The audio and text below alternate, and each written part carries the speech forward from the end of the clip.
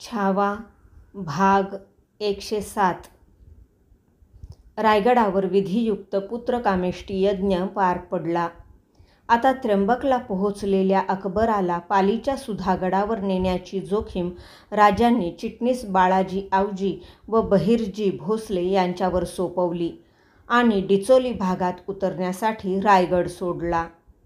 समवेत खंडोजी बल्लाळ, येसाजी गंभीरराव, कवीजी वगैरेंना घेतले.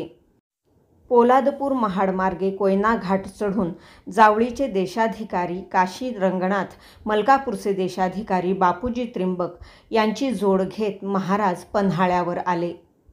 जवळजवळ 1 सालानंतर ते पन्हाळ्यावर येत होते. माळवद उतरून सदरेला आल्या छत्रपतींना मुजरा देत खंडोजींनी कानी घातले. दमण भागात आपल्या शिबंदीनं फिरंग्यांची काही घरं जाळली आणि काही असामी कलम केल्या आहेत महाराज. बारदेश भागात फिरंग्यांनी पंधरवड्यापूर्वी आपला एक गाव पेटवून गाव चौकीत लाकडं रचून दिवसाढवळ्या आपली माणसं जाळली होती. त्याचा जाब दिला गेला दमण भागात. छत्रपती काही बोलणार तो पन्हाळ्याचे सरनौबत म्हालोजी बाबा आत आले. लवून म्हणाले, वलंदेजी साहेब आलाय, भेटाव म्हणतोय धन्यासनी. महाराजांनी म्हालोजींना संमतीदर्शक हात दिला. घोळदार किरमिजी अंगरखा घातलेला, दोन्ही बगलांना झुरमुळ्यांसारखी झालर असलेली, पायघोळ विजार चढविलेला उंचापुरा गोरापान डच वकील लेफेबेर दुभाषासह आत आला. महाराजांसमोर रुजाम्यावर गुडघे टेकून त्याने मान लवविताना डोकीवरची पांढरी शुभ्र पिसे खोचलेली घेरदार टोपी उतरली. ती उजव्या बाजूला हवेत डोलावून अभिवादन केले. तो पॉंडेचेरीहून आला होता. त्याच्या दुभाषाने डच दरबारची अर्जी छत्रपतींना पेश केली. महाराज, डच दरबारची विनंती आहे. त्यांना पांदेचेरी भागात व्यापारासाठी सवलती आणि तांब्याची नाणी पाडण्यास परवानगी देण्याची मेहर व्हावी. आबासाहेबांच्या वेळेपासूनच डचांचे संबंध दौलतीशी जिव्हाळ्याचे होते. महाराजांनी दुभाषाला अभय देतानाच एक अट घातली. आम्ही ही अर्जी मंजूर करू, पण एका शर्तीवर. डचांनी आम्हास बंदुका व तोफा देण्याची व्यवस्था केली पाहिजे. दुभाषाने लेफेबरला छत्रपतींची अट सांगितली. ती ऐकून त्याने अदबीने होकारार्थी मान डोलावली. महाराजांनी ती बाब कवीजींच्यावर सोपवून डच वकिलाला सन्मानपूर्वक निरोपाचे विडे दिले. दुपारचा थाळा घेऊन छत्रपतींनी गडाच्या चिटणीसांना बोलावून पुढे राजापूर, कुडाळ, डिचोली भागात द्यावयाच्या खलित्यांचे मजकूर सांगितले. पन्हाळ्यावर आपण सुखरूप पोहोचल्याचे रायगडी येसूबाईंना कळविण्याचीही सूचना त्यांनी चिटणीसांना केली. चिटणीस निघून गेले. महालात महाराज एकटेच फेर घेऊ लागले. आत येऊन उभ्या राहिलेल्या म्हालोजींच्याकडे त्यांचे ध्यान गेले नाही. म्हालोजी बाहेर जावे की कसे या विचाराने चुळबुळले आणि आल्या पावली बाहेर जायलाही निघाले. पण त्या हालचालीने महाराजांचे लक्ष त्यांच्याकडे गेले. त्यांना थोपविण्यासाठी छत्रपतींनी विचारले, काय आहे म्हालोजी बाबा, निघालात ते? तसं खास काय नाही, पर. म्हालोजी चाचरले. काय आहे, बोला, संकोचू नका. योक धनगर आलाय, धाकलू म्हणतात त्याला. किती सांगितलं तरी मनावर घ्याय तयार नाही. खाशांशी भ्याट पाहिजेच म्हणतोय. कशासाठी? काय तर देणगी द्यायची हाय त्याला धन्यासनी म्हण. आम्हाला? नीट तपास घ्या त्याचा. त्याला देणगी पाहिजे असेल म्हालोजी बाबा. 10 वेळा विचारलं, तो द्याची हाय म्हणून धोसरा घेऊन बसलाय. घेऊन या त्याला. महाराजांचे कुतूहल चाळवले. खांद्यावर कांबळे टाकलेल्या, अंगात दशांच्या बंदांनी काचोळे आवळलेल्या, डोईला लाली धनगरी मुंडासे गुंडाळलेल्या, कमरेच्या लाकडी खोबणीत धारदार विळा खोवलेल्या, लंगोटीबाज धाकलू धनगरासह म्हालोजी आत आले. म्हालोजींनी महाराजांना मुजरा देण्यासाठी परोपरीने त्याला खुणावले. फाकड्या धाकलूच्या मुंडाशात ते काही केल्यास शिरले नाही. महाराजांनी त्या रांगड्या धनगराला विचारले, कोण बाबा तुम्ही? कुठून आलात? कोण काम? खांद्यावरचे घोंगडे कडेधारी हाताने नेटाक करीत त्याने उत्तर दिले. फव्वाराच्या धनगरी बोलीत, धाकलू जिम्या, धनगर धनगर, मसाईच्या दरडीचा. राजा कोण? निर्भय धाकलूने महाराजांनाच विचारले. राजा कोण? छत्रपतींना समोरचा धनगर अरबी घोड्यासारखा ऐटदार वाटला. त्याला धीर यावा म्हणून ते म्हणाले, आम्हीच राजे. भिरोबाचं चांग भलं.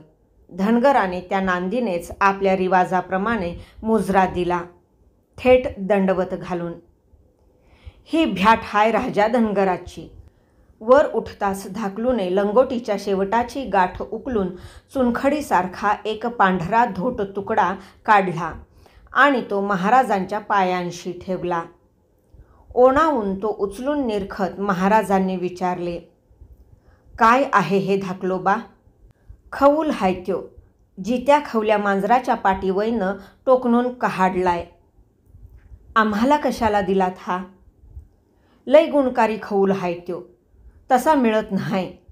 खवल्या मांजर जित्या घावला तर त्याच्या पाठीला चुना थापून रातभर त्याला डालाय लागतो.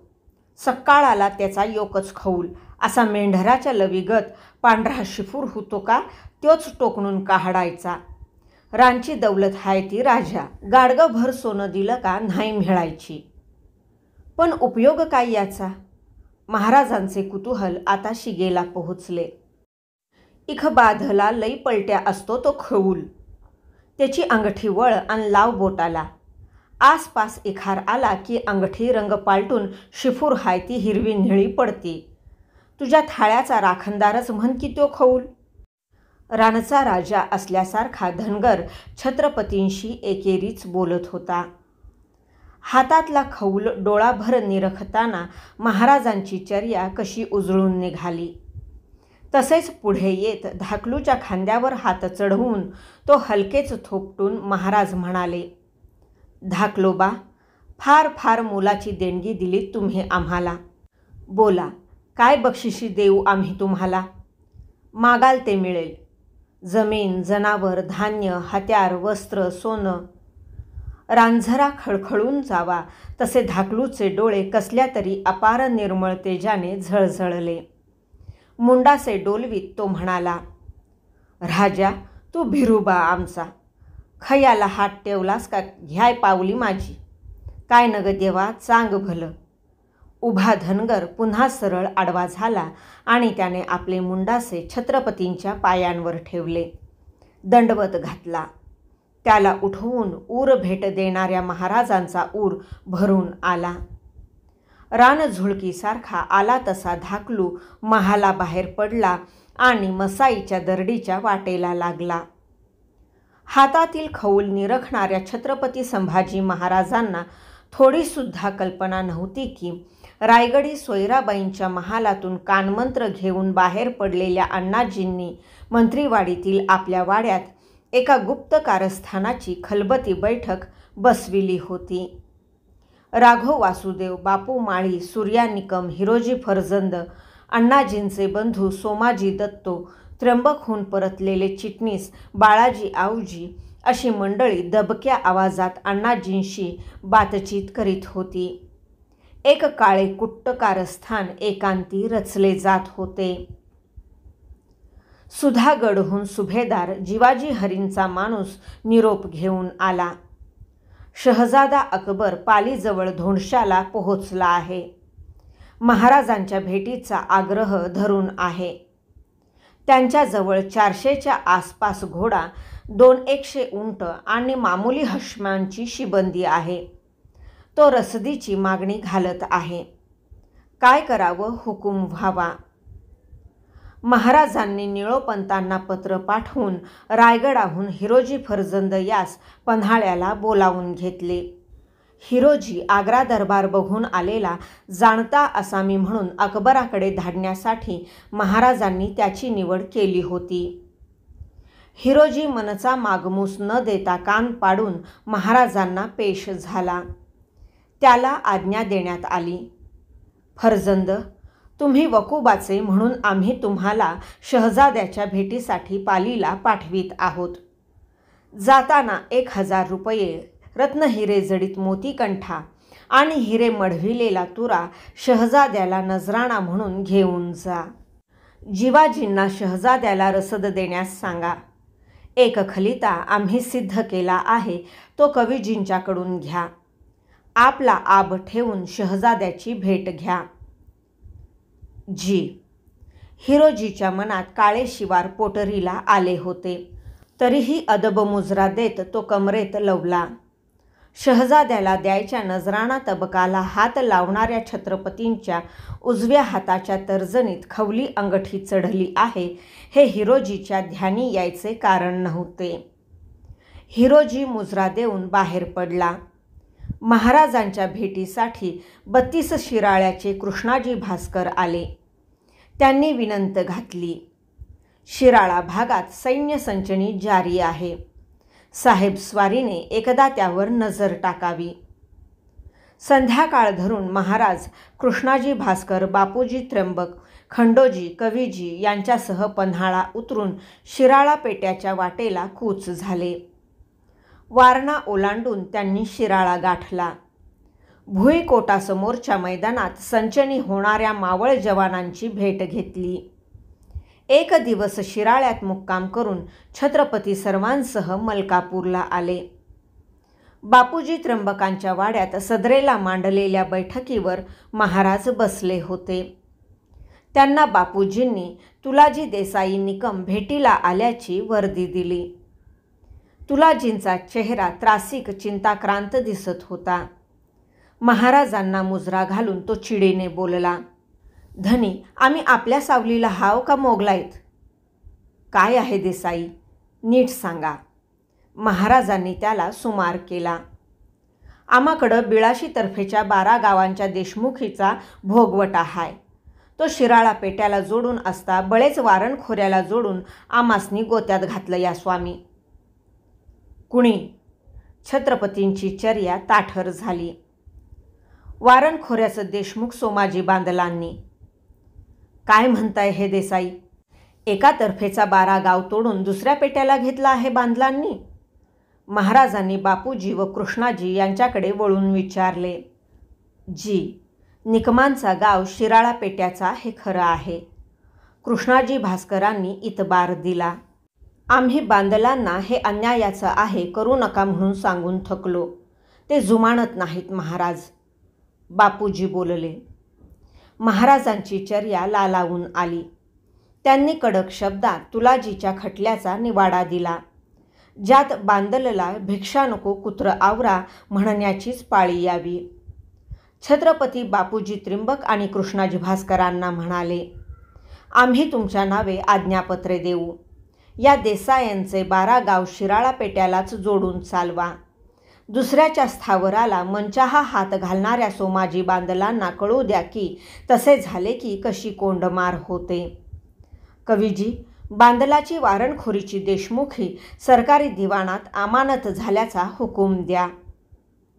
तुलाजी देसाईच्या चेहऱ्यावर समाधान पसरले. बापूजी, कृष्णाजी, कवीजी साऱ्यांनाच समजून चुकले की महाराज केवळ न्यायालाच कौल देण्यात तत्पर नाहीत, तर अन्यायाला खोडा घालण्यातही तयार आहेत. मलकापूरहून पन्हाळ्याला येऊन महाराजांनी 2 दिवस मुक्काम केला. म्हालोजींचा निरोप घेऊन जावळी मलकापूरच्या सुभेदारांना सुभ्यावर परत पाठवून महाराजांनी कोकण दरवाजा उतरत पन्हाळा सोडला. राजापूर कुडाळ जवळ करण्यासाठी ते खंडोजी, येसाजी गंभीर, कवीजी यांच्यासह दौडू लागले. हिरोजी मात्र कुणाकुणाच्या एकांती भेटीगाठी घेत 4 दिवस पन्हाळ्यावरच रेंगाळला. राजापूरला सुभेदार देवाजी विठ्ठलांच्या मध्यस्थीने इंग्रजांच्या वखारीचे आताशीचे जाणकार उचलून महाराज कुडाळ मार्गे डिचोलीला आले. फिरंगी दरबाराचा वकील नारायण शेणवी महाराजांच्या भेटीस आला. त्याने नजराणा पेश करून डिचोलीच्या मोरो दादाजींबद्दल तक्रार महाराजांच्या कानी घातली. सुभेदार फिरंगी दरबाराशी जमवून घेत नाहीत. महाराजांनी मोरो दादाजींना कडक समज दिली. सुभ्याला आताशीचे कारखाने उठवायचे आहेत. फिरंग्यांशी सुलूख राखल्याशिवाय ते चालते कसे होणार? कारखान्यास लागणारा सोरा गंधक कारवारातून दर्यामार्गे येणार. तो फिरंगी मुलखातूनच घेतला पाहिजे. तुम्ही त्यांच्याशी चांगले संबंध राखले तर ठीकच आहे, ना तर तुमची सुभेदारी सूत्रेच आम्हाला काढून घ्यावी लागतील. नारायण शेणव्याने आणखी एक महत्त्वाची बाब महाराजांना पेश केली. छत्रपतींच्या पत्राप्रमाणे पन्हाळ्याहून आलेला वकील रामजी ठाकूर कैद केला आहे. नव्या वकिलाची नामजादी व्हावी. रामजी पहिल्या कटाचा हस्तक असल्याने त्याला कैद करण्याबद्दल महाराजांनी फिरंग्यांना लिहिले होते. छत्रपती क्षणैक विचारात पडले. काही ठरवून त्यांनी शेणव्याला निर्णय दिला. येसाजी गंभीर येतील तुमच्याबरोबर आमचे दरबारी वकील म्हणून. महाराजांनी विजरईला द्यायचा नजराणा आणि कारवार भागातून येणारा गंधक सोरा दर्यामार्गे सोडण्याची विनंती करणारा खलिता देऊन येसाजी गंभीरांना गोव्याकडे पाठविले. कारखान्यांसाठी सोयीच्या जागांची पाहणी केली. कुडाळचे धर्माजी नागनाथ आणि मोरो दादाजींचा निरोप घेऊन महाराजांनी डिचोली सोडली. पुन्हा पन्हाळ्याचा रोख ठेवून दौडणाऱ्या छत्रपतींना एक गोष्ट खोलवर जाणवली होती. कुडाळचे खेम सावंत आणि फोंड्याचे दळवी हे दोघे काही भेटीला आले नव्हते. भाग 107 समाप्त.